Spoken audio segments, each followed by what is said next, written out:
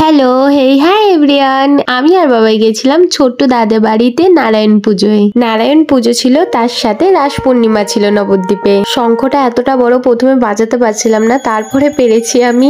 নারায়ণ পুজো হওয়ার পর তারপরে আমরা দুপুরের দিকে সবাই মিলে বেরিয়ে পড়েছিলাম ঠাকুর দেখতে। নৈহাটিতে কতবার যাওয়ার চেষ্টা করেছি বড় মাকে দেখার, কিন্তু ওখানে আমার দেখা হয়নি। শ্রীরামপুরে থেকেও নৈহাটিতে যেতে পারিনি। আমার কপালে হয়তো নবদ্বীপের রাসে বড় মাকে দেখাই ছিল।